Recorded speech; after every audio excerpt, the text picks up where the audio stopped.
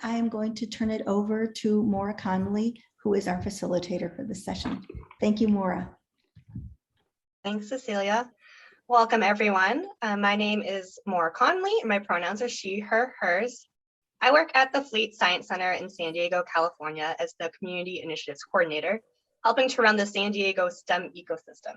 We work with over 100 partners in a variety of communities in San Diego, including communities of practice and communities of place.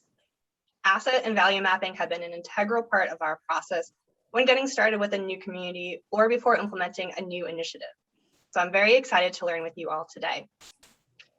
Practitioners and researchers working together on problems of practice can be a powerful way to address issues in ways that not only add to knowledge building, but have immediate value to practice, potentially short-circuiting the bench-to-bedside divide that often occurs in the translation of research findings into practice. However, researcher-practice partnerships bring their own challenges, since many of the factors that could complicate the translation from practice to research and back to practice may still be present. Asset or value mapping is one means of addressing these factors by allowing teams or partnerships to reflect on, express, and make visible what each partner brings to the table, how each partner understands the underlying issues or problems, and how the partnership or team as a whole would like to address the issues.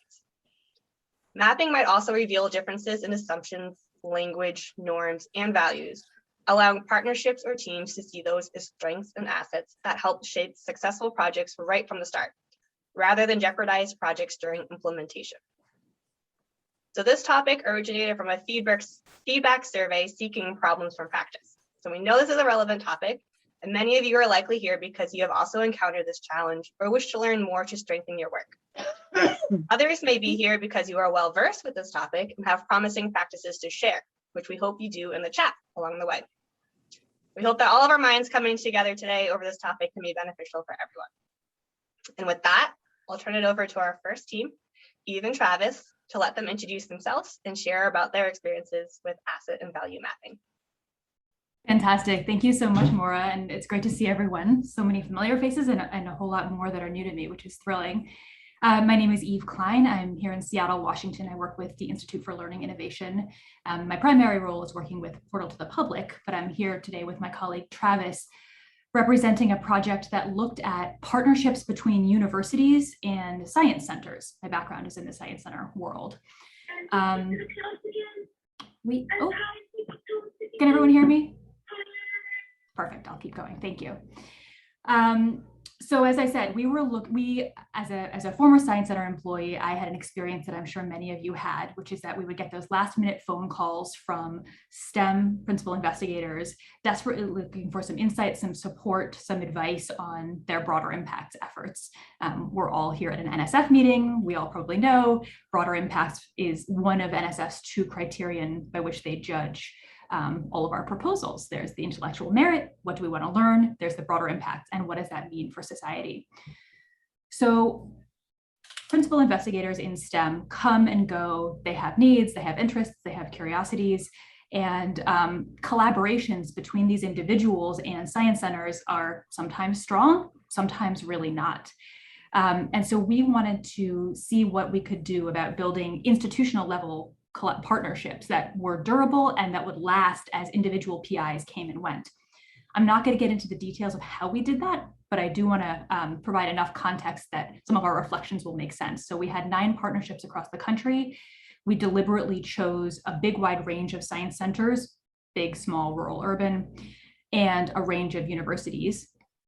And we observed over the course of about 4 years what it looked like for them to try to establish this kind of partnership. Travis, can you go ahead and skip right to slide 3? For the sake of brevity, I think we can go there. And one of the pieces of this process was to have them do an asset mapping process. So we initially carved out time for these partnership members, and I understand this is all too small for you to see. Please don't worry about the details here. I'm not going to be referring to anything specific. But we carved out time for these partners to get to know one another and to think about how they might operationalize a partnership.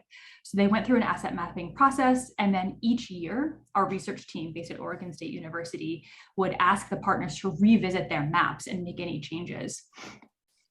Travis is going to share a lot of our reflections, but I'll just share one before I turn it over to him, which is that this process for us was brilliant in, again, thinking about how to operationalize, thinking about who needed to be looped in, where there might be risks of sort of, thank you, Travis, where there might be risks of turf conflicts. That's something that certainly in the university world, we see a lot.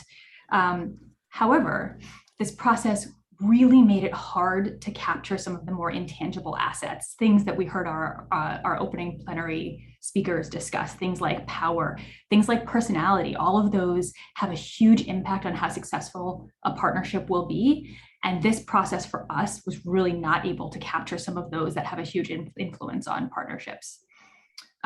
So Travis, I will turn it over to you from there. Awesome. Appreciate that intro, Eve. I'm so excited to be able to share kind of our findings and learnings and wonderings what to do next from our project and our work.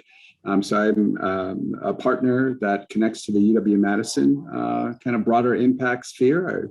We have a science center that's really built out of people, and those people being researchers making connections.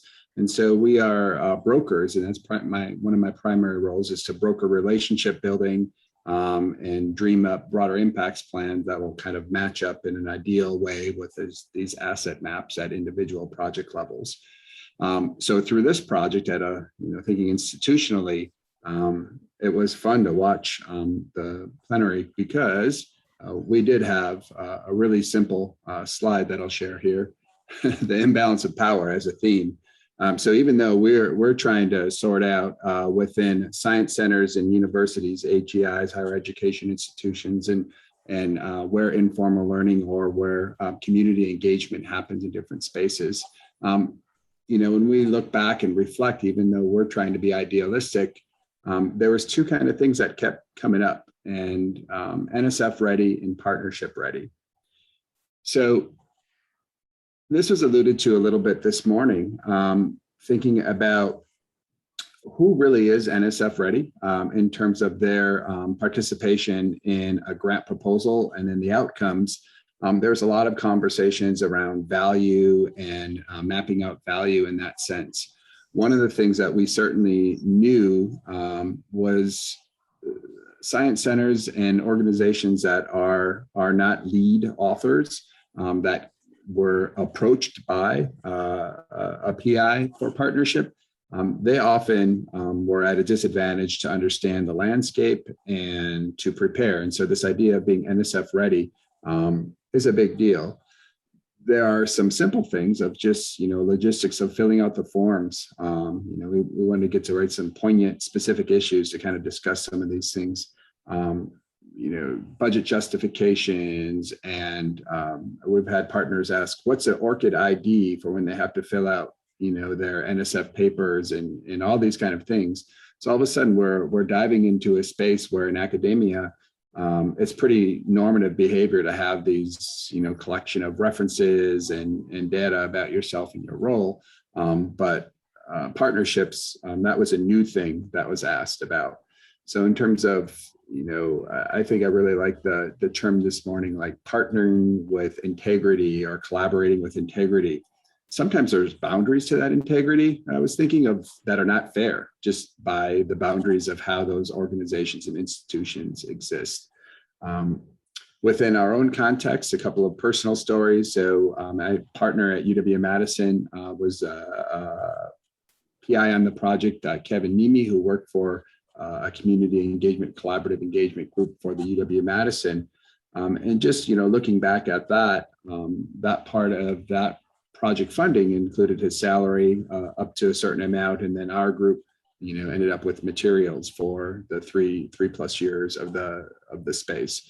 So, just in terms of our own understanding of what makes a value add, we're moving as that partner organization, always moving towards the PI. So Eve mentioned, the creativity and the differences that come in from different PIs. That's basically how we had to design our flexible framework, is to be able to move and shift and always react to. It's nice that we've been able to, within our own organization, align to those goals of STEM impact.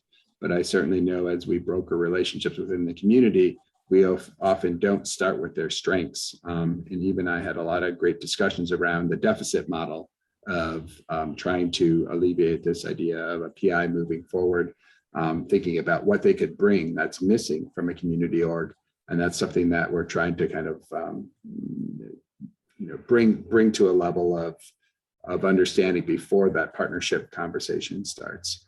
The last little piece that I think is really important was also alluded to this morning is just thinking about the individual capacity and the serendipity that needs to happen for partnership organizations.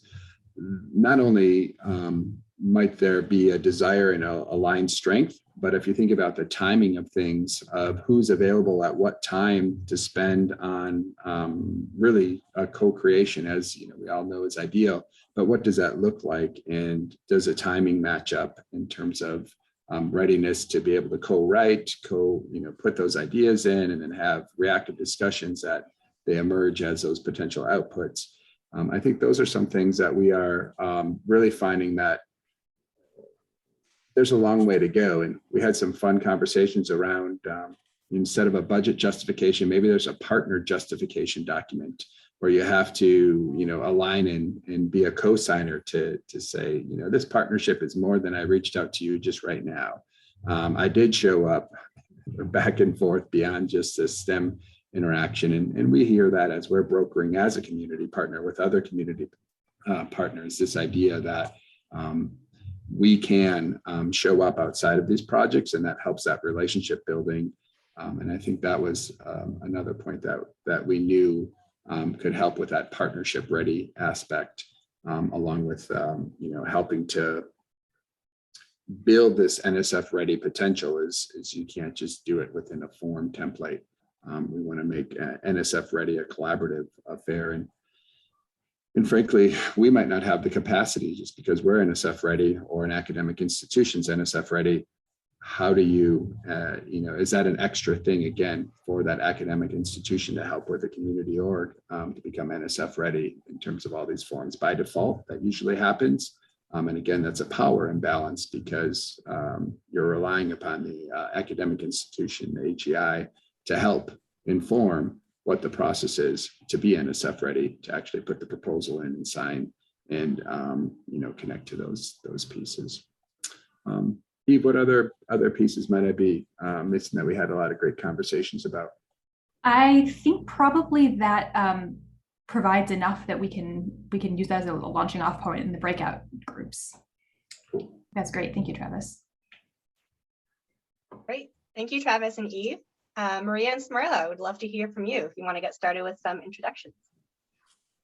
Thank you, Maura. Hi, everybody. My name is Smirla Ramos. I'm a family STEM learning researcher at Turk, which is based in Boston, but I work remotely with Maria here in Portland. And we wanted to share a little bit about what we have been working on. I think you'll see that we have very similar ideas to what Eve and Travis have shared, but for us, the asset mapping and value mapping is more than like a method or a formal process that we're going in. For us, it has been more of an approach that we're taking to really ask ourselves around what we're doing in terms of equity, diversity, and inclusion in our projects. And so we are very focused on families, and we work with families around the Portland metro area that have children in the preschool age. And so we have been really rethinking and evaluating the way that we approach our work with families. So when we talk about partnerships, we are partnering with community organizations, we're partnering as researchers, and families are our research partners as well. And so in terms of thinking about equity, diversity, and inclusion, we're trying to move from areas of like just representation and access to more areas around like empowerment and even thinking about disrupting systems. And so what we wanted to do is we wanted to share with you a couple of stories in terms of assets that we've heard from working with families. And when we talk about that term, I just want to clarify that what we're saying is that we're focusing on strengths. We are valuing diversity and culture. We are valuing people for what they bring. And we are working, we're not trying to create solutions or fixing individuals. We're trying to disrupt unjust systems. And so what I wanted to do is I want to give Maria the space to introduce herself. We're new partners in a project called Dialogos that just recently got funded. And I want her, she's going to share with us a couple of stories, and then we'll talk a little bit more about a couple of the lessons that we've learned so far. Cool. Thank you so much, Mirla. Hi, everybody. My name is Maria Quijano. I use pronouns they, she, and I work at Metropolitan Family Service like in outer Southeast Portland. And I'm a program coordinator slash many, and I wear many hats. So I'm a community partner, essentially. And I have been working with families for many years now, about 7 to 8 years in Portland.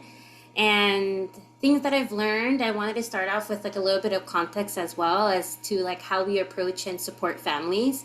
So we engage families by starting with making sure that we're centering the family and making sure that it is very heart-centered. So we're coming from the heart. So we do a lot of work previously to check our biases as well before we start entering the workforce, before we start interacting with families. We try to make sure that we also check to see where we're standing before we project anything also to our families. And we try to be very mindful and try to see and use different strategies and different approaches to be able to support our process, even starting from our intake process to being mindful of having interpreters in the meetings, you know, if we want to do like if we're having meetings with families.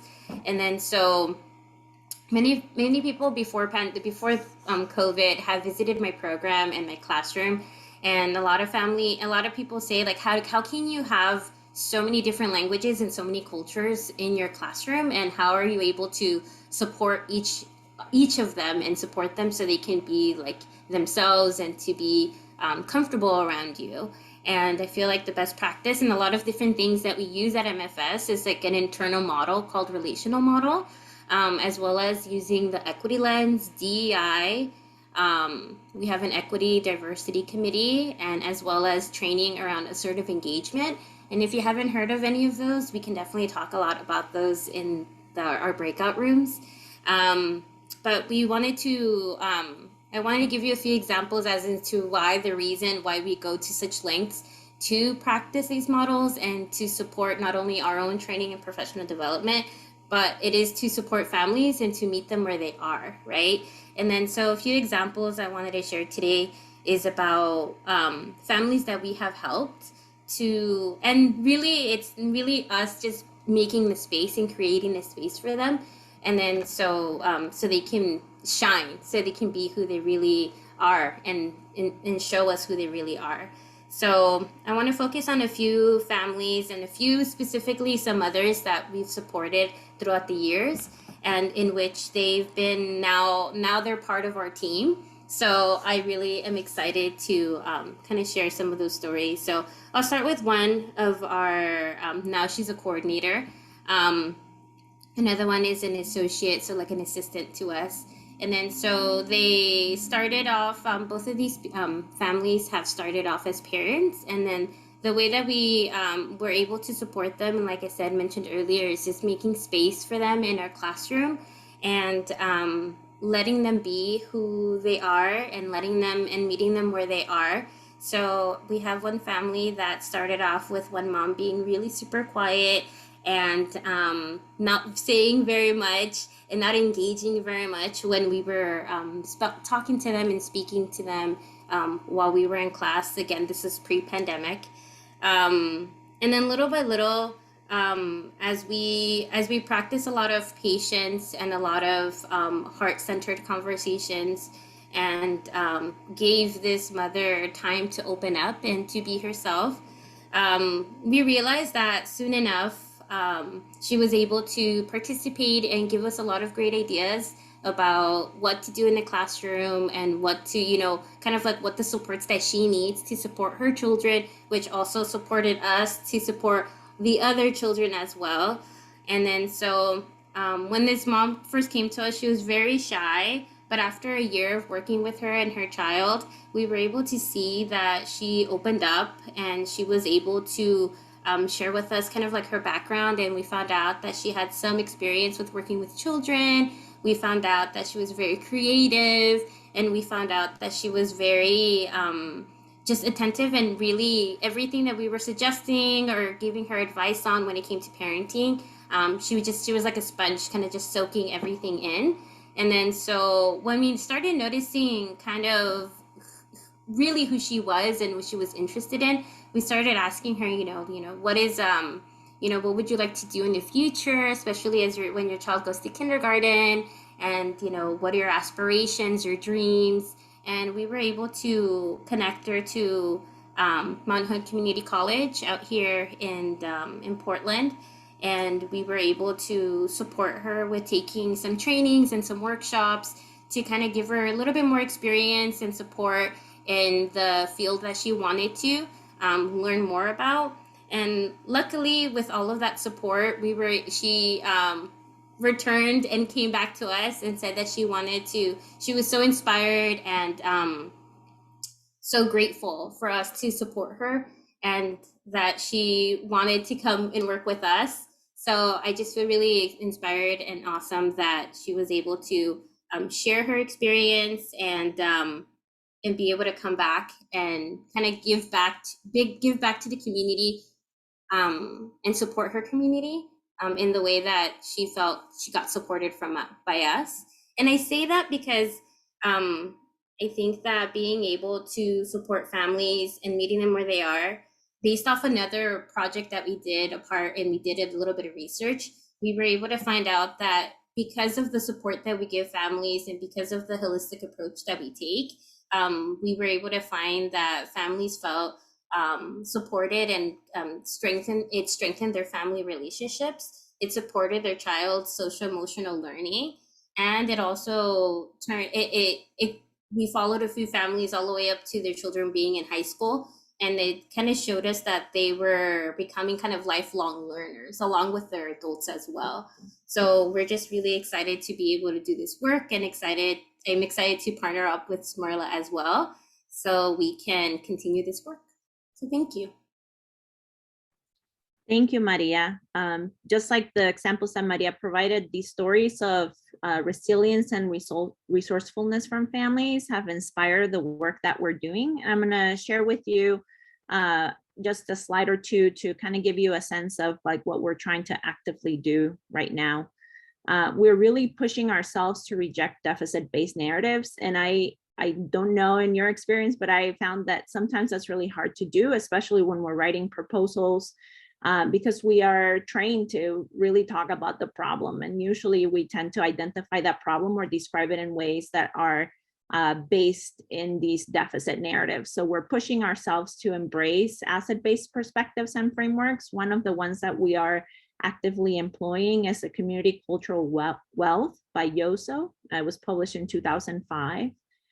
We are trying to work with families and others like Maria and the rest of her colleagues at Metropolitan Family Service to better understand what are the community goals, aspirations, and ideas. And we're involving parents in that research partnership with us. We're reflecting a lot. We're asking ourselves these three critical questions all the time. Why do we want to engage families with STEM? And I think this is really important because oftentimes when we describe the problems that we're trying to get funding for, we're like, well, this particular group has low kindergarten readiness scores, or we sort of simplify the way that we talk about communities, and we try to focus on identifying these issues. So we want to understand broadly, we're not trying to engage families with STEM in order to fix any individual. We're trying to fix systems that are created and have been unjust for a variety of groups. We're trying to think about how we actively involve families in the research, what their role is, how do we share that power, how do we make families feel empowered?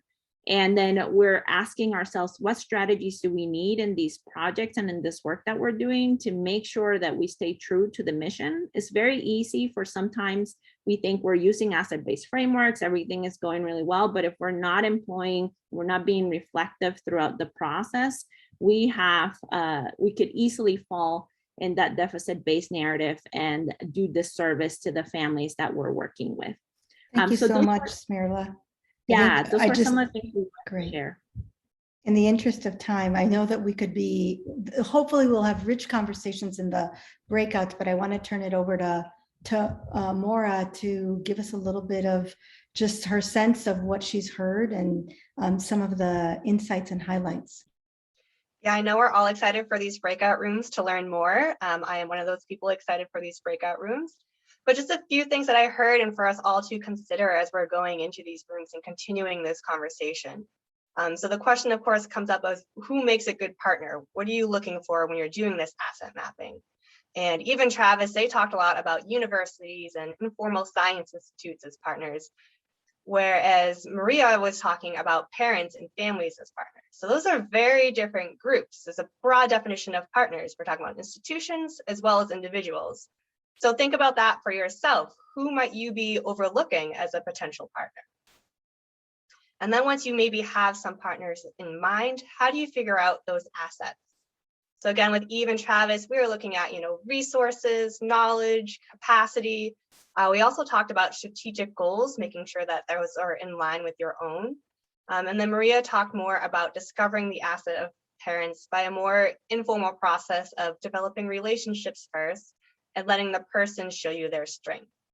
So again, if you're thinking about your own work and potential partners, what would be the best way to connect with them? Is it more paper and pen, drawing out pictures, making lists, or is it more conversations and long-term relationships? And what assets might be hidden there under the surface that you just may not figure out until you actually have that one-on-one interaction? And then once you have those partners, how can you make the most of that relationship? So Travis mentioned being NSF ready.